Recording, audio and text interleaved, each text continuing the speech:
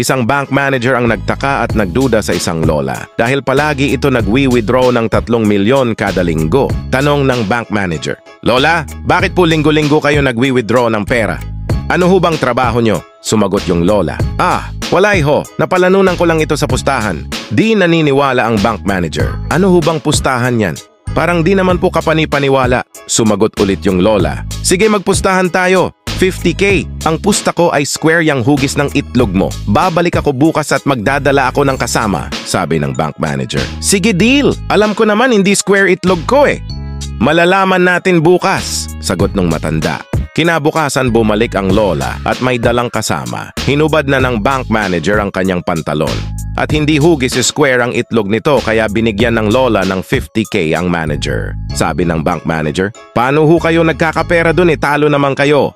Bumulong yung lola, "May pustahan din kami nitong kasama ko. Sa halagang 500K, ipapakita mo ang itlog mo sa amin.